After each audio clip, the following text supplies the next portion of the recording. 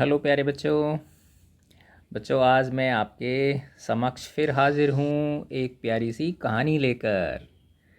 इस कहानी का नाम है बच्चों फीस्ट ऑफ द डेड। बहुत ही इमोशनल स्टोरी है, भावनात्मक कहानी है। फीस्ट ऑफ द डेड, मरे हुए व्यक्ति का भोज। आपको पता ही है ना कि जब कोई व्यक्ति की मृत्यु हो जाती है तो उसका क्या आयोजित किया जाता है? भोज आयोजित किया जाता है। बहुत ही इमोशनल स्टोरी है। January changed the colour of the air. जनवरी आते ही हवा का रंग बदल जाता है। बदल गया। हवा का रंग बदलने से क्या अर्थ है कि जनवरी आते ही हवा कैसी हो गई? ठंडी हो गई, चिल हो गई। The world seemed grimmer. जो संसार है, जो दुनिया है, बाहर की दुनिया, वो अब उदास नज़र आ रही है। And people went out only for work. और लोग सिर्फ काम के लिए ही घर से बाहर निकलते हैं, अन्यथा वो घर के अंदर ही रहना प्रेफर करते हैं। There was nobody under the oak trees. लेखक कहते हैं कि जो ओक के पेड़ हैं, बलूत के जो पेड़ हैं, उनके नीचे कोई नहीं है। In the country yards of the mosques. और जो मस्जिद के आंगन हैं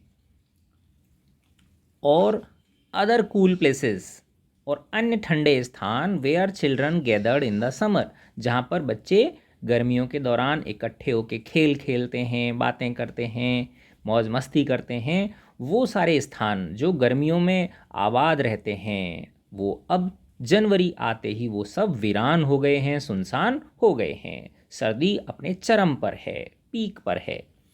the fountains were never completely deserted.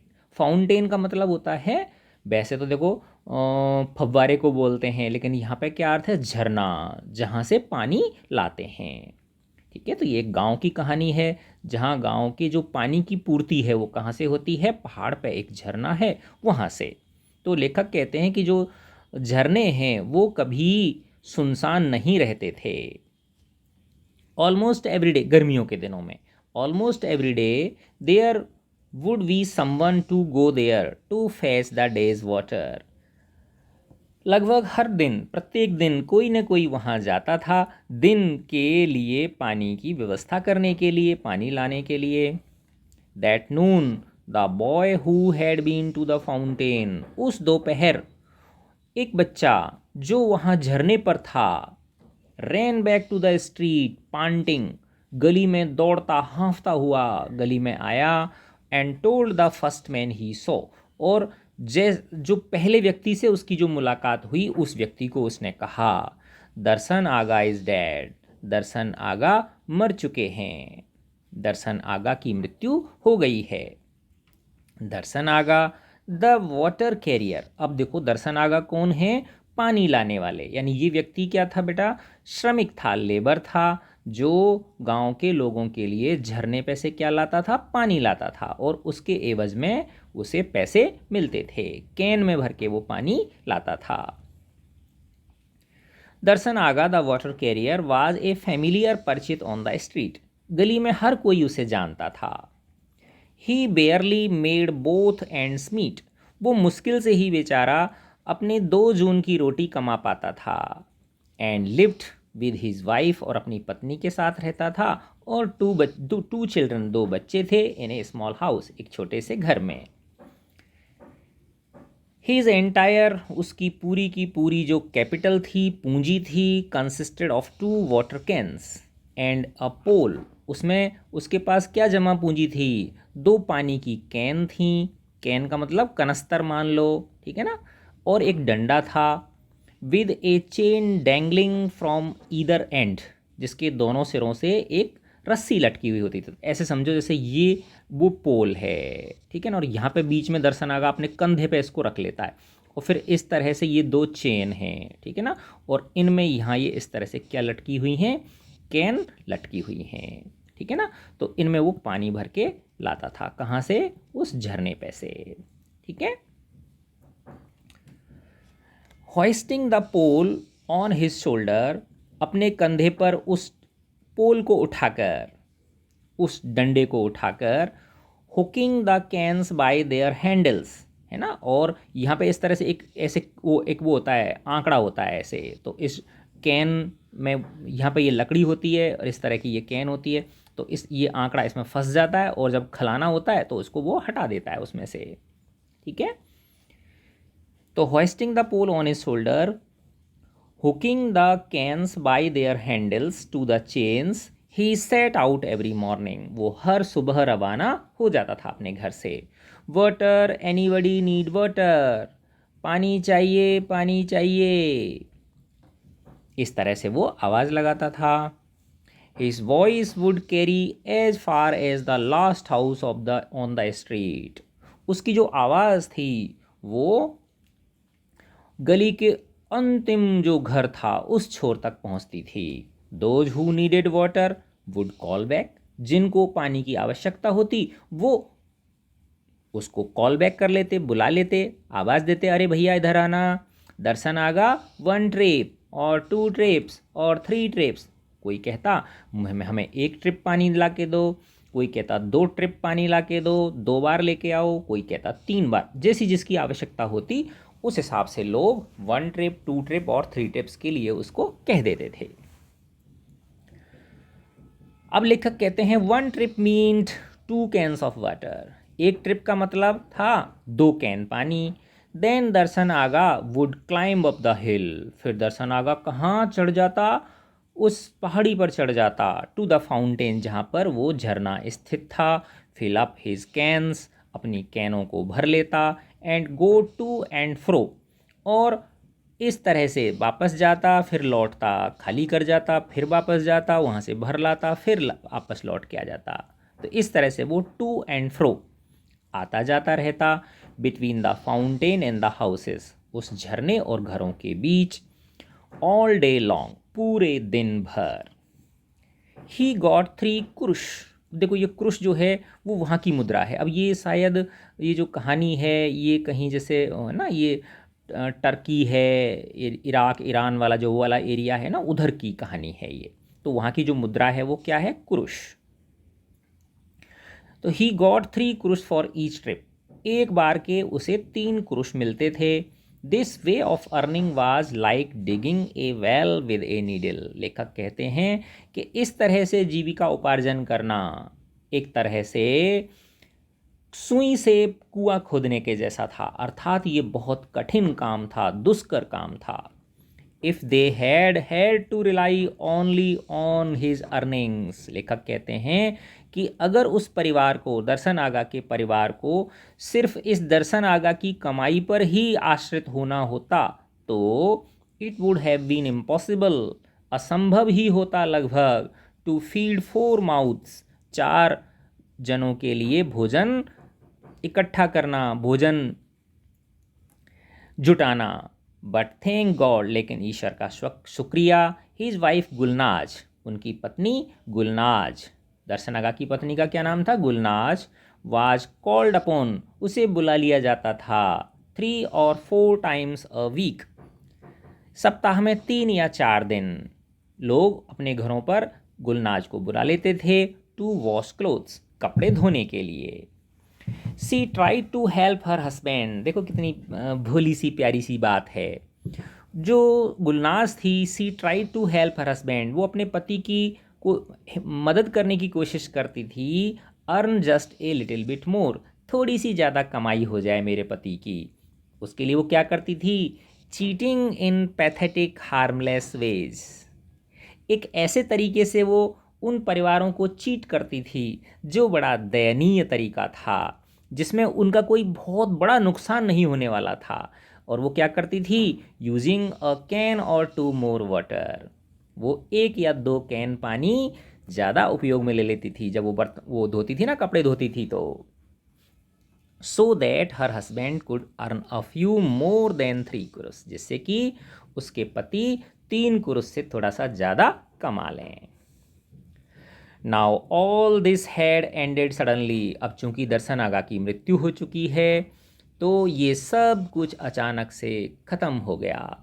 Darshan Agha had slipped, दर्शन आगा फिसल गए थे, while trying to stand up on the ice, कि वो कोशिश कर रहे थे खड़े होने की आइस पर, बर्फ पर। अब देखो बच्चों, जो बर्फ़ होती है बेटा वो बहुत स्लिपरी होती है ना। अगर बर्फ़ ठोस जमी हुई है, कच्ची है, तो फिर भी क्या है, आदमी रुक जाएगा, उसका पैर थोड़ा थम जाएगा। लेकिन अगर वो बर्फ़ जो है वो पक्की जमी हुई है, ठोस जमी हुई है, तो उस पे से स्लिप होने के चांसेस बहुत ज़्यादा होते हैं।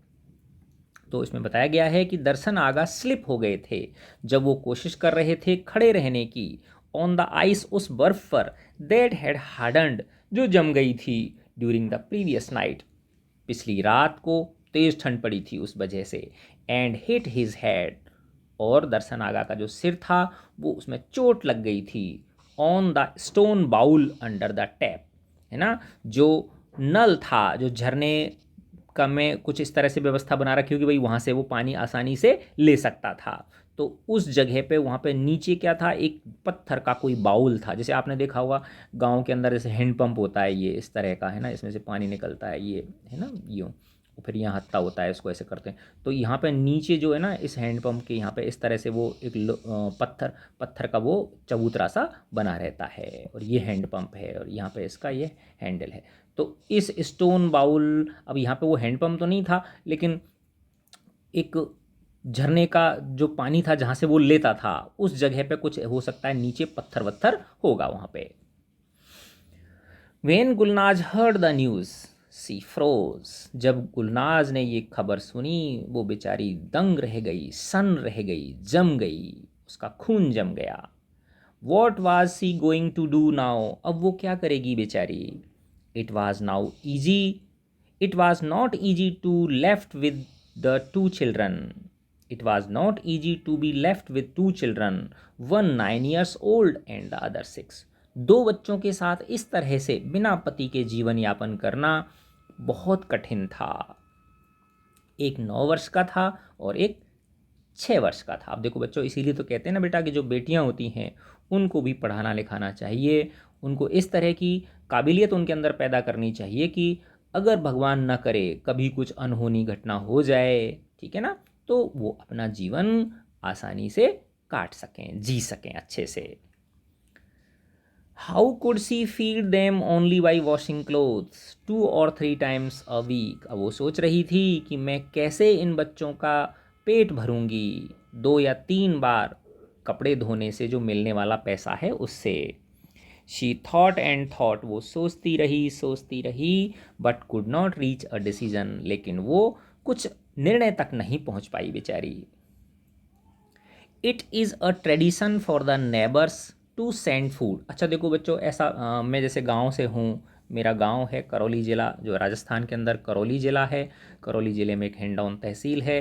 हिंडौन तहसील के अंदर एक छोटा सा कस्बा है सूरौठ, और सूरौठ के पास एक गांव है धुर्सी, है ना। तो वो मेरी जन्मभूमि है, छोटा सा गांव है, बहुत प्यारा सा ना। तो मैंने वहाँ देखा था कि भाई जिस दिन जब किस गांव में किसी व्यक्ति की मृत्यु हो जाती थी, कोई बूढ़ा बड़ा आदमी मर जाता था, है ना, तो उस घर पे खाना नहीं बनता उस दिन, ठीक है ना। तो आस पड़ोस के जो लोग होते हैं वो अपने घर से रोटी सब्जी लाके, सब्जी तो क्या देती थी, वो तो कैरी का अचार दे दिया, रोटी आ जाती थी इस तरह से, ठीक है ना। तो ये एक परंपरा थी for the neighbours to send food, कि जो पड़ोसी होते थे वो भोजन भेजते थे फॉर अ डे और टू, 1 या 2 दिनों तक, टू द हाउस, उस घर में, वेयर डेथ हैज़ अकर्ड, जहाँ पर मृत्यु हुई है किसी व्यक्ति की। The first meal came to Gulnaz, Gulnaz के घर पहला जो भोजन आया, एंड हर चिल्ड्रन, गुलनाज और उसके बच्चों के घर जो पहला भोजन आया, फ्रॉम द वाइट हाउस, वो सफ़ेद हवेली से आया था, है ना। सफ़ेद हवेली कौन किसकी है अभी आएगा इसमें। वेयर रैफ एफेंडी, है ना, जहाँ पर रैफ एफेंडी द वेल्दी बिजनेसमैन लिव्ड, एक धनी व्यापारी रहते थे। तो एक काफ़ी बड़ा आदमी होगा, पैसे वाला होगा, तो उसके घर से पहला भोजन गुलनाज और उनके बच्चों के घर आया। At noon on that day, उस दिन की दोपहर, आफ्टर आफ्टर दर्शन आगा डाइड, जब दर्शन आगा की मृत्यु हुई थी, the made from the white house appeared, तो उस वाइट हाउस से एक नौकरानी आई, एक महिला आई, विद ए लार्ज ट्रे, उसके हाथ में क्या थी, सिर पे हाथ में लार्ज ट्रे थी, एक बड़ी ट्रे थी। ऑन इट वर डिशेस, उस ट्रे के अंदर पकवान थे। ऑफ नूडल्स, नूडल्स थी, है ना, सेवइयाँ होती हैं उस तरह की, है ना, जैसे मैगी भी नूडल्स होती हैं, तो और वो भी कैसी थी, बहुत शानदार। कुक्ड इन चिकन ब्रोथ, है ना, चिकन के मांस में पकी हुई थी वो। Some meat in a rich sauce, और एक बढ़िया से सॉस के अंदर अच्छा सा मीट था उन उस थाली के अंदर, उस ट्रे के अंदर। चीज़ रोल्स थी और मिठाइयाँ थीं। टू टेल द ट्रुथ, लेखक कहते हैं, अगर सच कहें तो no one had thought of eating that day, किसी की भी खाना खाने की बारे में किसी ने सोचा भी नहीं था। But as soon as the cover was lifted, जैसे ही फ्रॉम द ट्रे, उस ट्रे से कपड़ा हटाया गया, द अरोमा कर कपड़ा या दूसरा कोई ढक्कन होगा उसका, वो जैसे ही हटाया गया, the aroma of the food beckoned them, तो उसकी जो खुशबू थी भोजन की, उस खुशबू ने उन सबको चौंका दिया। दे गैदर्ड राउंड द टेबल, अब वो जो उनकी टूटी फूटी कोई टेबल थी उसके चारों ओर वो बैठ गए। And may be because they had never had such good food before, और हो सकता है क्योंकि उन्होंने कभी इतना अच्छा भोजन आज तक जीवन में नहीं किया था। इट टेस्टेड एक्सेप्शनली डिलीशियस, उन्हें वो बहुत ही स्वादिष्ट लगा। हैविंग ईटन वंस, एक बार खाने के बाद, they found it natural to sit around the table at the supper time, रात को फिर वो बैठ गए टेबल पर खाने के लिए। And satisfy their hunger with the left overs of their lunch, और उन्होंने अपनी भूख को शांत किया जो दोपहर के लंच में से जो कुछ बच गया था उससे। Another neighbours took care of the food for the next day, अगले दिन जो अन्य पड़ोसी थे उन्होंने उनके भोजन का ध्यान रखा। This went on for 3 4 4 days, ऐसा 3 या 4 दिन तक चला। None of the later meals were as tasty और generous as the food from the white house, जो बाद में भोजन आए अन्य घरों से, उनमें से कोई भी जो भोजन था वो इतना टेस्टी और उदार नहीं था। उदार का मतलब क्या होता है, अच्छे से तक तैयार किया हुआ, ज़्यादा मात्रा में, जैसा कि व्हाइट हाउस से आया था। But they were all a great deal better than any that was ever cooked in Gulnaz spot, लेकिन लेखक कहते हैं कि जो भी बाद में जो भी भोजन आए थे अन्य घरों से, वो भी गुलनाज के घर में, गुलनाज पॉट का मतलब क्या होता है, गुलनाज की रसोई में जो पकता था उससे वो फार फार बेटर थे। If this could have continued, अगर ऐसा जारी रहता, अगर इस तरह से भोजन आना जारी रहता, Gulnaz and her children, Gulnaz और उसके बच्चे, could easily have borne their sorrow, तो उन्होंने अपनी जो दुख है उसे बहुत आसानी से झेल लिया होता, to the end of their lives, अपने जीवन पर्यंत तक। But when the tray stopped coming, लेकिन जैसे ही भोजन की ट्रे आना बंद हो गई, and the coal they have burning, अब देखो कोल दे हैव बर्निंग मतलब वहाँ बहुत ठंड पड़ती है तो घर को गर्म रखने के लिए कोयला भी जलाया जाता है। And the coal they have been burning from the store, और जिस दुकान से वो कोयला लेके आते थे जलाने के लिए, ऑन द मेन स्ट्रीट, मुख्य गली में से, could not be bought any more, कि अब वो और ज़्यादा खरीदा नहीं जा सकता था क्योंकि उनके पास पैसे क्या हो चुके थे, ख़त्म हो चुके थे। Then they began to realise, तब जाके उन्हें महसूस होने लगा, that their sorrow was unbearable, कि उनका जो दुख है वो असहनीय है। The first day the food stopped, जिस पहले दिन भोजन आना बंद हुआ, जिस दिन भोजन आना बंद हुआ, they kept up their hopes till नून, उन्होंने दोपहर तक तो अपनी आशा बांधे रखी कि भोजन आएगा, भोजन आएगा 3 4 दिन बाद। Running to the door each time, हर बार वो दौड़ के जाते दरवाजे तक। They heard a footstep outside, जैसे ही उन्हें बाहर पदचाप सुनाई देता, पैरों की आवाज़ सुनाई देती। But it was only people going about their daily lives, लेकिन वो आवाज़ जो थी, पदचाप जो थी, पैरों की जो चलने की आवाज़ थी, वो लोगों की आवाज़ थी जो अपने दैनिक कार्यों के लिए इधर उधर आ जा रहे होते थे। एट सपर टाइम दे रियलाइज्ड, तो इसका मतलब दोपहर को उन्होंने कुछ नहीं खाया। फिर सपर टाइम, जब शाम का भोजन का समय हो गया, they realise no one was going to bring them food, कि अब कोई उन्हें भोजन लेके नहीं आएगा। So they had to cook at home, इसलिए उन्हें घर पर ही पकाना पड़ा। As they had done before, जैसा कि वो पहले करते आए थे। They had got used to quite a different type of food during the past few days. लेखक कहते हैं कि पिछले कुछ दिनों से 3-4 दिनों से वो अलग तरह का भोजन खाने के आदी हो गए थे। एंड अब आया था ना भाई, गुलनाज के घर में जैसा पकता था उससे अच्छा था सारा भोजन, और जो फर्स्ट डे आया था वाइट हाउस से रैफ एफेंडी के यहाँ से, तो वो तो बहुत ही शानदार था। And found it difficult to adjust to the meagre dish Gulnaz cooked with hardly a trace of butter. तो ये लेखक कहते हैं they had got used to quite different type of food, तो वो एक अलग प्रकार के भोजन के आदी हो गए थे पिछले कुछ दिनों से। एंड फाउंड इट डिफ़िकल्ट, और अब उन्हें थोड़ी सी दिक्कत हो रही थी एडजस्ट होने में उस थोड़े कम मात्रा में गुलनाज जिसमें पकाती थी। अब वहाँ से जो आता था वो तो अच्छे से तेल मसाले में होता था, अब उसके घर तो मुश्किल से ही बटर था। बटर मतलब वही तेल जिसमें छोंकते हैं सब्जी वगैरह, तो गुलनाज की तो कमी थी घर के अंदर, तो उनको एडजस्ट होने में क्या हुई, दिक्कत हुई। दे हैड नो चॉइस, लेकिन अब उनके पास कोई चॉइस नहीं थी, but to get used to it again, बजाय सिर्फ इसके कि वो दोबारा से इसके क्या हो जाएं, अभ्यस्त हो जाएं। It was not long before they ran out of butter, ज़्यादा समय नहीं लगा बटर को ख़त्म होने में, फ्लोर आटे को ख़त्म होने में, पोटैटोज एंड ग्रेन आलू और जो अनाज था उसको ख़त्म होने में अब ज़्यादा समय नहीं लगा।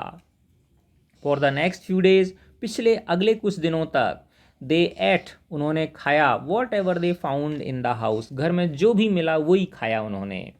2 अनियंस, 2 प्याज थे, उन्हीं की पका के खा ली। एक क्लोव ऑफ गार्लिक, एक लहसुन की गांठ थी वो खा ली। ए हैंडफुल ऑफ ड्राई बीन्स, एक मुट्ठी भर सूखे बीन्स थे।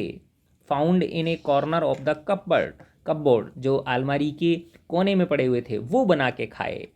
Finally there came a day, अंत में वो दिन आ पहुंचा, व्हेन ऑल द पॉट्स, जब सारे के सारे बर्तन, बास्केट्स टोकरियाँ, बॉटल्स और boxes in the house were empty, घर के अंदर जो भी सामान था, बर्तन, बाल्टी, बोतल, बक्से, सब खाली हो गए।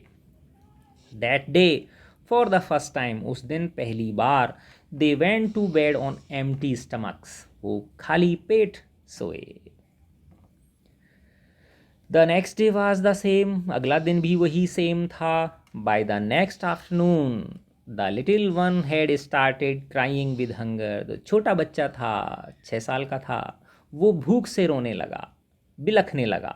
गुलनाज केप्ट होपिंग, गुलनाज आशा कर रही थी, someone would send her to wash her, someone would send for her to wash clothes, कि कोई उसे कपड़े धोने के लिए बुला ही लेगा। But the people of the street thought, लेकिन गली के लोगों ने सोचा, it would be inconsiderate to call her for the work, कि उस बिचारी को चूंकि उसके घर में मौत हुई है तो उसको इतनी जल्दी काम पे बुलाना उसके लिए उसके साथ नाइंसाफ़ी होगी, उसे बुरा लगेगा, तो इसलिए उन्होंने उसको नहीं बुलाया।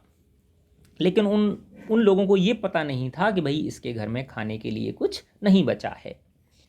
The day after, no one in the household thought of getting up, the day after, अगले दिन किसी ने भी बिस्तर में से उठने के बारे में नहीं सोचा, सोते रहे। They all had visions of food, उन्हें सबको, उन तीनों को भोजन के सपने आ रहे थे। The younger boy saw soft and fluffy bread, जो छोटा बच्चा था उसने सपने में देखा सॉफ्ट, मुलायम, और फ्लफी है ना, फूली हुई ब्रेड दिखी उसको। The older boy saw sweets instead, और जो बड़ा लड़का था उसको मिठाइयाँ नजर आईं इसके बजाय, ब्रेड के बजाय। If only he had them once more, वो सोच रहा है बड़ा बच्चा, है ना, कि अगर एक बार और उसे मिल जाएं, he would eat them one by one, तो वो एक एक करके खाएगा।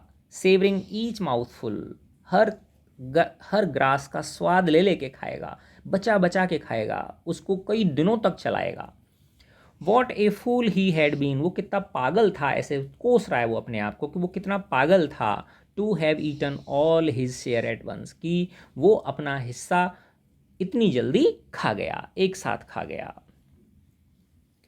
गुलनाज ले इन हर बेड, गुलनाज अपने बिस्तर में लेटी रही, listening to the murmurs of her children, अपने बच्चों की कराहने की आवाज़ को सुनते हुए, tears flowing silently down her cheeks, उस बेचारी के जो आंसू हैं उसके गालों से नीचे लुढ़क रहे हैं।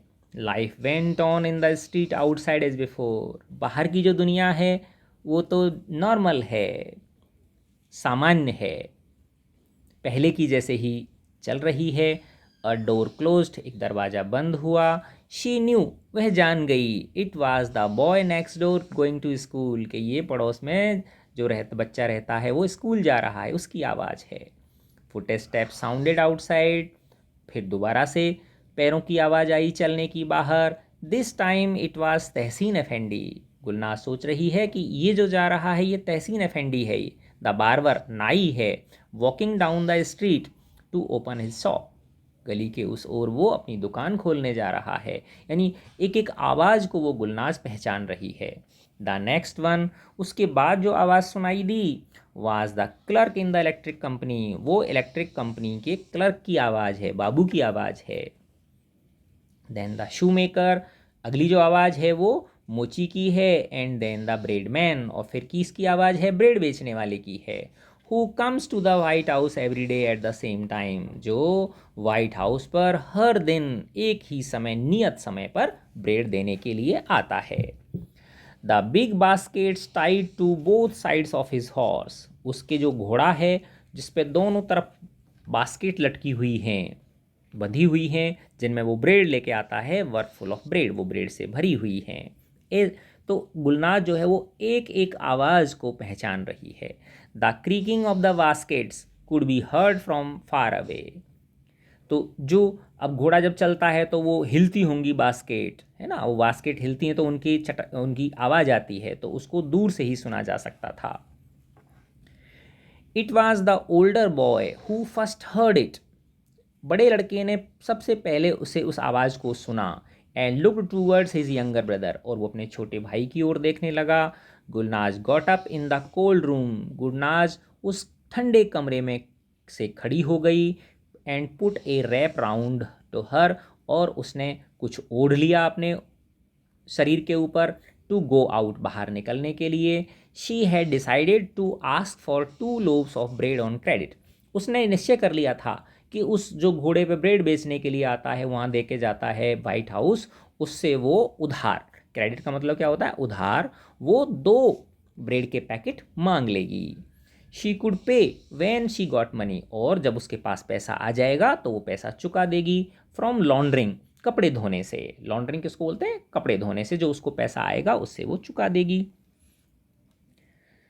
She open the door, Gulnaz ने दरवाज़ा खोला। And saw the baskets full to the brim with fresh spongy white bread, और उसने देखा गुलनाज ने कि जो घोड़े के ऊपर जो टोकरियां लटकी हुई हैं वो ऊपर किनारों तक फुल भरी हुई हैं, ताज़ा स्पंजी, है ना, गुदगुदी मोटी मोटी सफ़ेद ब्रेड की।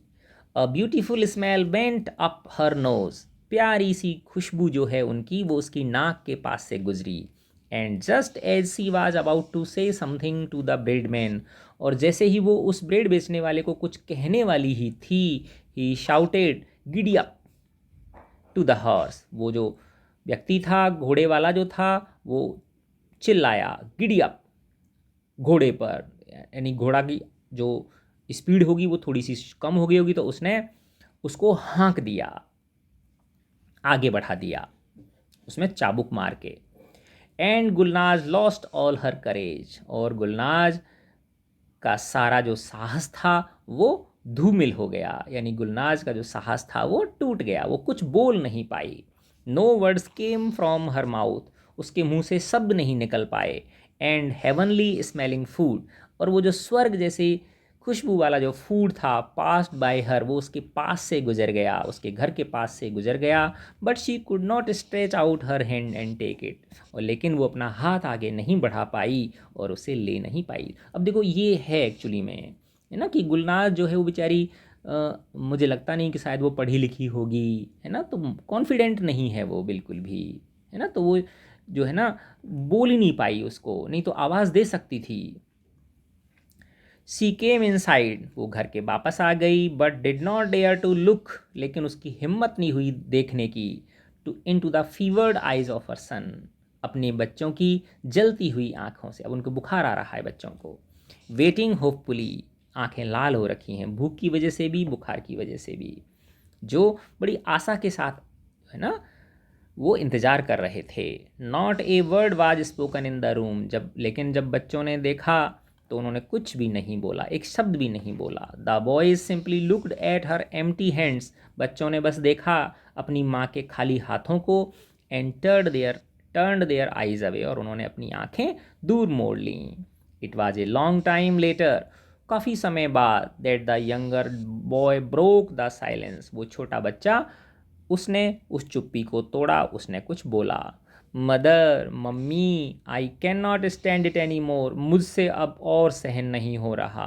Something is happening inside my tummy, मेरे पेट में कुछ कुछ हो रहा है, बहुत दर्द हो रहा है। Don't worry my sweet son, it is hunger, I feel it too, माँ कहती है मेरे प्यारे बच्चे चिंता मत करो, मैं जानती हूँ ये भूख है, मुझे भी महसूस हो रही है। I am dying, I am dying, मैं मर रहा हूँ, मैं मर रहा हूँ, छोटा बच्चा बोला। देखा ना बेटो कितनी इमोशनल स्टोरी है। The older boy opened his eyes, बड़े लड़के ने अपनी आंखें खोली। And looked at his brother, और उसने अपने भाई की ओर देखा। Gulnaz looked at both of them, Gulnaz ने उन दोनों की ओर देखा। The little boy was silent, छोटा बच्चा चुप था। हिज फेस वॉज डार्कर, उसका चेहरा काला पड़ गया था। हिज लिप्स ड्राई, उसके होठ सूख गए थे। And parched, dry and parched दोनों का मतलब सूखना होता है। His bloodless skin faded and hollow, उसकी जो रक्त रहित स्किन थी वो फेड हो गई थी, पीली पड़ गई थी, धूमिल हो गई थी, और ऐसी लग रही थी जैसे उसमें कोई जान ही नहीं है। Finally Gulnaz beckon to the older boy, अंत में गुलनाज ने बड़े लड़के को इशारा किया। And they left the room to talk outside, और वो कमरे से दूसरे कमरे में चले गए या बाहर आंगन में चले गए बातें करने के लिए। We must go to the Bodos the grocer, वो कह रहे हैं कि, या माँ कह रही है कि हमें बोडोज के पास है ना, बोर्ड्स के पास जाना होगा। जो ग्रॉसर है, अभी उसका नाम है बोडेस, बोडेस बोल लो, बोर्ड्स बोल लो, ठीक है। दुकानदार है ये, शॉपकीपर है, परचूने वाला है। We must ask for some rice flour and potatoes, हमें उससे उधार चावल, आटा और आलू मांगने होंगे। टेल हिम, माँ कह रही हैं उसे कह देना, we will pay him in a few days, हम कुछ ही दिनों में उसका उधार चुकता कर देंगे। द बॉयज सेबी कोट, उस बच्चे का वो जो टूटा फूटा मैला कुचैला जो कोट था, वाज नॉट हैवी इनफ, वो इतना भारी नहीं था, to keep out the cold outside, कि वो उस ठंड से उस बच्चे को बचा सके। He had no strength in his legs, उसके पैरों में इतनी शक्ति नहीं थी, इतनी ताकत नहीं थी उस बच्चे के। And had to steady himself, उसके पैर, अब इतने दिन से भूखा है बेचारा वो, है ना, फीवर भी हो रखा है उसको थोड़ा थोड़ा, तो उसके पैरों में इतनी ताकत नहीं थी। And had to steady himself against the wall as he walked, और जब वो चल रहा है तो उसे बार बार दीवार का सहारा लेना पड़ रहा है। Finally he reached the store, अंत में वो उस दुकान पर पहुंच गया। ऑन द हिल, जो थोड़ी पहाड़ी पर थी, ऊंचाई पर थी। And entered the warm room, और उसने गर्म कमरे में प्रवेश कर लिया। हो सकता है वो दुकान क्लोज मत वैसे होगी, थोड़ी सी आगे से ढकी हुई होगी, और वहाँ पे उन्होंने कुछ कोयला वगैरह जला रखा था, तो उससे गर्माहट थी। He waited until all the other customers had left, ही किसके लिए आया, बड़े लड़के के लिए, गुलनाज का जो बड़ा बेटा है उसके लिए। उसने इंतज़ार किया जब तक कि सब अन्य जो कस्टमर्स हैं वो चले ना जाएं। Hoping to be able to talk to the grocer in privacy, ताकि वो उससे अकेले में, उस ग्रोसर से, उस परचून वाले से अकेले में बात कर सके। And to enjoy the warmth a little longer, और दूसरी बात ये भी थी कि इस बहाने उसे गर्माहट महसूस करने के लिए अतिरिक्त समय भी मिल पा रहा था।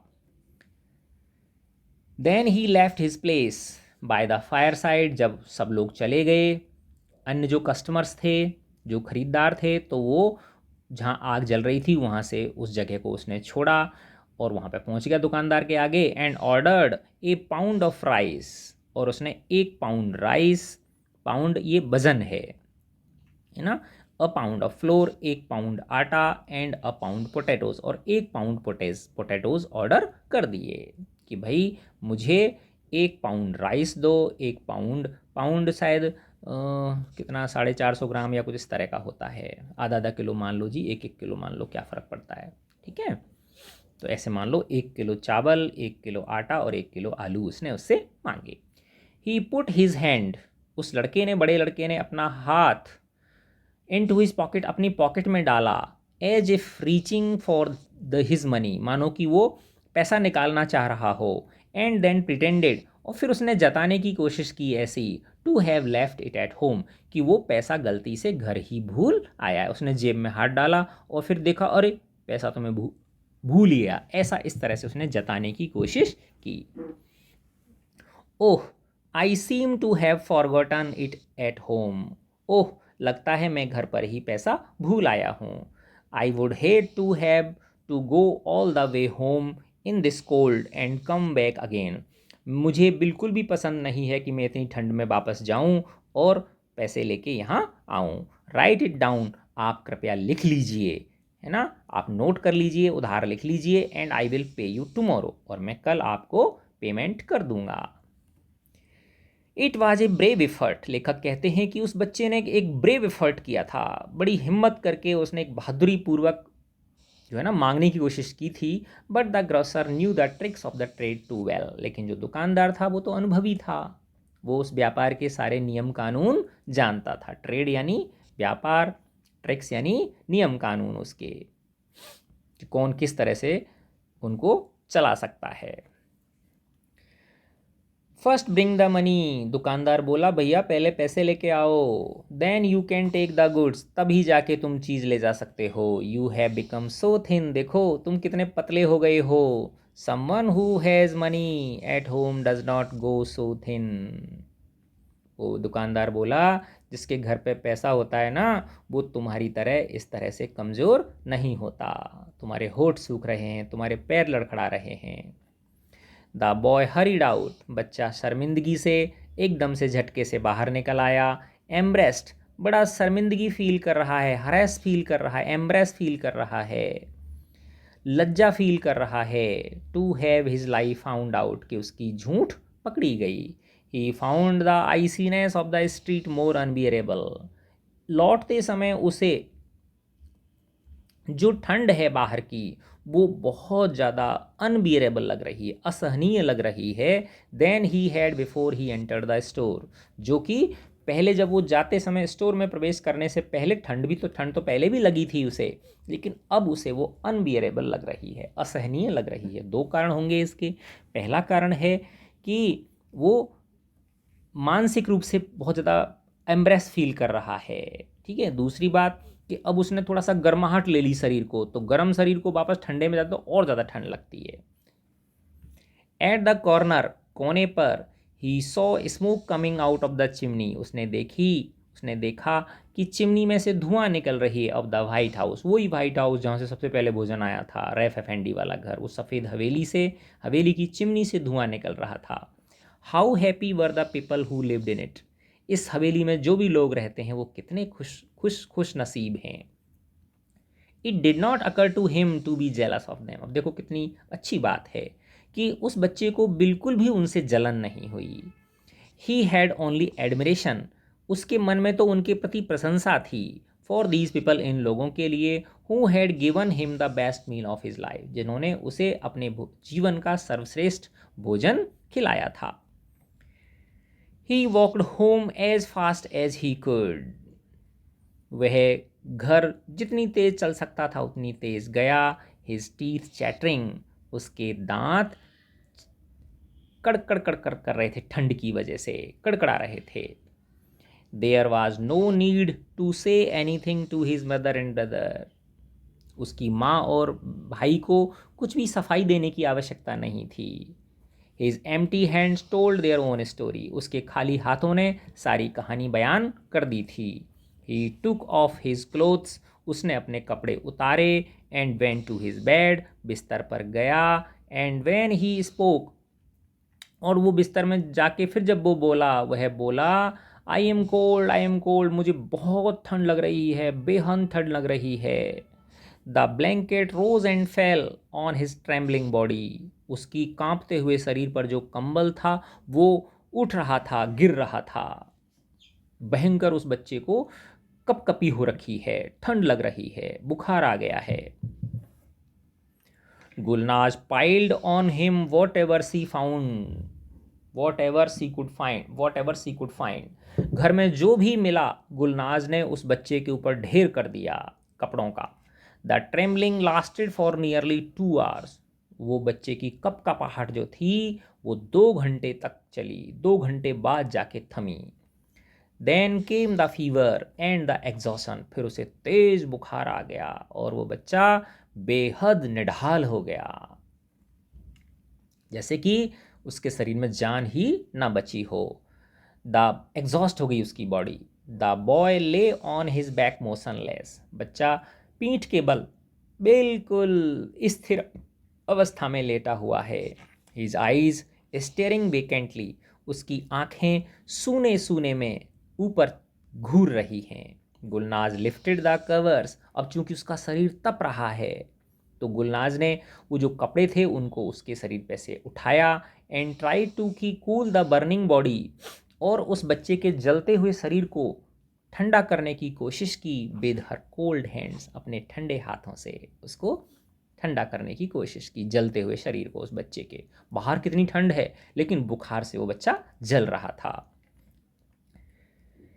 She paced through the house till evening, वह शाम तक घर में बेचारी निराश होकर, डेस्परेट, निराश होकर, उतावली होकर, करूं तो करूं क्या, कभी इधर कभी उधर, घर के अंदर ही वो इधर उधर घूम रही है। She did not know what to do, उसे समझ नहीं आ रहा था करूं तो क्या करूं। शी कुड नॉट थिंक, वो कुछ भी सोच नहीं पा रही थी। द सन वेंट डाउन, सूरज छिप गया। She noticed the small pile of covers she had taken off the boy's body. उसने नोटिस किया एक पाइल ऑफ कवर्स जो उस बच्चे के ऊपर उसने ढेर लगा दिया था कपड़ों का। फिर उसने उसको बुखार आ गया तो उसको नीचे रख दिया होगा या दूसरी खाट पे रख दिया, ठीक है ना। तो उसको वो ढेर नज़र पड़ा जो उस बच्चे की बॉडी से कपड़ों का वो उसने उतार दिया था। Would not there be anybody to give some money for all that, क्या कोई व्यक्ति ऐसा नहीं होगा जो इनके बदले कुछ पैसा दे सके। She remembered that her neighbours had talked of a junk store, उसे याद आया कि उसके पड़ोसी जो थे वो किसी जंक स्टोर की बात कर रहे थे, कबाड़ी की बात कर रहे थे। Where they bought used things, जहाँ से उन्होंने बरती हुई चीज़ खरीदी थी। बरती हुई नहीं, पहले से जो यूज की हुई चीज़ें लोग बेच देते हैं पुरानी होने के बाद में, तो उसके पड़ोसी लेके आए थे तो उसको वो चीज़ याद आई। But it must be close, लेकिन उसे लगा कि वो दुकान तो अब चूंकि रात हो गई है, शाम हो गई है, वो बंद हो गई होगी। She would have to wait till the morning, उसे सुबह तक इसका इंतजार करना होगा। विद दिस डिसीजन, इस निर्णय के साथ केम पीस ऑफ माइंड, जब ये वाली बात उसके दिमाग में आ गई कि सुबह होते ही मैं इन बर्तनों को क्या करूँगी, बर्तन नहीं सॉरी, मैं इन कपड़ों को क्या करूँगी, उस जंक स्टोर पर जाके बेच आऊँगी और जो भी पैसा मिलेगा उससे मैं मेरे प्यारे बच्चों के लिए भोजन खरीद के लाऊंगी, सामान खरीद के लाऊंगी और इनको भोजन बना के खिलाऊंगी। With this decision came peace of mind, जब उसने ये चीज़ सोची तो उसके मन में थोड़ी शांति आ गई। एंड सी स्टॉप्ड पेसिंग, और उसने इधर उधर घूमना बंद कर दिया, चहलकदमी करना बंद कर दिया। And sat down by her son's bedside, और वो अपने बच्चे के बिस्तर के पास बैठ गई। द बॉयज़ फीवर इंक्रीज्ड, लड़के का जो फीवर था वो और बढ़ गया था। सी सेट स्टेयरिंग मोशनलेस, वो बैठी हुई थी, घूर रही थी निराश आँखों से, सूनी सूनी आँखों से, बिल्कुल बिना हिले डुले घूर रही थी, देख रही थी। The younger boy could not sleep for hunger, जो छोटा बच्चा था वो भूख के मारे सो नहीं पा रहा था। He too was watching his eyes open, वह लेटा हुआ था लेकिन सो नहीं पा रहा था, देख रहा था वो भी सूनी सूनी आंखों से अपनी आंखें खोलकर। The sick boy moaned slowly and tossed and turned in his fever, जो बीमार बच्चा था बड़ा वाला, वो कराह रहा था, कराहने की आवाज़ निकलती है ना, धीरे धीरे कराह रहा था।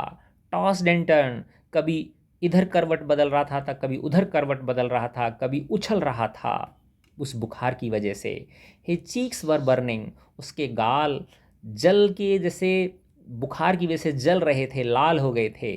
And he talked in delirium, और वो बड़बड़ा रहा था एक तरह से। बच्चा बेटो देखो, जब तेज बुखार होता है ना, तो हमें कहते हैं, डॉक्टर बताते हैं कि भाई बच्चे, जो छोटे बच्चे होते हैं, उनके बुखार जब हो तो उनके शरीर को साफ तौलिया लो और उसको क्या करो, पानी से भिगो लो, और उसके पूरे शरीर पे तौलिया से क्या करो, उसके बॉडी को ठंडा करने की कोशिश करो, है ना। उसको तौलिया रगड़ेंगे तो पानी एवापोरेट होगा, तो उसकी बॉडी क्या होगी, कूल होगी। यानी टेम्परेचर को एक लिमिट से नहीं बढ़ने देना चाहिए, है ना। नहीं तो क्या है, जो बुखार है वो कहाँ चढ़ जाता है, दिमाग को चढ़ जाता है ना, और फिर वो नर्व जो सेल्स होती हैं, ब्रेन सेल्स, उनको हार्म कर सकता है। तो बच्चा, उसके गाल जल रहे थे। And he talked and delirium, और वो एक तरह से बड़बड़ कर रहा था, एकली बैकली दे रहा था। The younger one sat up in his bed, छोटा लड़का बिस्तर में से खड़ा हो गया। And asked in a voice, और ऐसी आवाज़ में बोला, audible only to his mother, जिसे उसकी सिर्फ माँ सुन सके। Mother, will my brother die, माँ, क्या भैया मर जाएंगे, क्या भैया मर जाएंगे। ओह गॉड। शी शिवर्ड, वह कांप गई, अंदर से कांप गई माँ। एज इफ, मानो कि, टस्ट bye A cold wind on her skin, मानो कि एक हवा का ठंडा झोंका उसकी स्किन को टच करता हुआ निकल गया हो। वो कांप उठी माँ। शी लुक्ड एट हर सन, वह अपने उस बच्चे को देखने लगी। विद फ्राइटन्ड आइज, डरावनी आंखों से, डरी हुई आंखों से। Why do you ask that, तुम ऐसा क्यों पूछ रहे हो। The boy was silent for a moment, वो लड़का छोटा वाला एक क्षण के लिए चुप हो गया। Then he leaned close to her ear, फिर वो उठ के माँ के पास आया और कान के पास आके बोला, सॉफ्टली, धीमे से बोला, trying to hide his voice from his brother, और वो इतनी धीमे बोल रहा था कि उसकी आवाज़ उसके बड़े भाई के कानों में न जा सके। क्या बोला वो छोटा बच्चा, कि जब उसने कहा कि तुम ऐसा क्यों पूछ रहे हो, कि mother, will my brother die, कि मेरा भाई मर जाएगा, फिर वो बच्चा आंसर दे रहा है, because then food will come from White House, O God, कि अगर मेरा बड़ा भाई मर जाएगा तो वाइट हाउस से हमारे लिए भोजन आ जाएगा। देखो बच्चों, कितनी भावुक कर देने वाली ये कहानी है। तो देखो, इसमें यहाँ पे हमें कुछ छोटी छोटी चीज़ें हैं बेटा। मैंने सबसे पहले तुमको बताया, देखो कि जो बेटियाँ हैं, है ना, उन्हें हमें स्वावलंबी बनाना चाहिए, उन्हें इतना कॉन्फिडेंट बनाना चाहिए कि कभी भी कोई विषम परिस्थिति आ जाए, है ना, तो वो उनका हिम्मत से क्या कर सकें, मुकाबला कर सकें। ठीक है। और वो परेशानी जब होती है, कोई बात नहीं, अब ये जो है ना, तो क्या शर्म करने से क्या रखा है बताओ, है ना। तो हमें उसको, वो जो ब्रेड लेके आया था घोड़े वाला, है ना, जैसे उसने गिडियप बोला, हाँका उसको, तो कोई बात नहीं, जोर से चिल्ला देती, अरे भैया रुक जा, है ना। लेकिन वही है ना, उसके लिए कॉन्फिडेंस चाहिए। ठीक है ना। तो बस बात वहीं पे है कि हमें, चाहे लड़का हो या लड़की हो, उनकी परवरिश जो है वो ऐसे करनी चाहिए कि वो अगर कभी संकट में फंस जाएं तो वो मदद मांगने में हिचके नहीं। ठीक है प्यारे बच्चों, तो ये बहुत ही प्यारी सी इमोशनल कहानी मैंने आपको सुनाई। ये लिखी है, देखो, कैवेडेट खुड्रेट, इन्होंने लिखी है। देखो, इनके बारे में मैं बताता हूँ कि ये कहाँ के कवि हैं। ये रहा, लेखक हैं कैवेडेट खुड्रेट। 1907 टू 1992, वाज बोर्न इस्तांबुल, वही है। हाँ देखो, टर्की बताया था ना मैंने आपको, टर्की की कैपिटल है इस्तांबुल। ठीक है। तो मैं आशा करता हूँ ये कहानी जो है ना, भावनात्मक कहानी, आपको अच्छी लगी होगी। मे गॉड ब्लेस यू प्यारे बच्चों। भगवान आप सबको बहुत खुश रखे।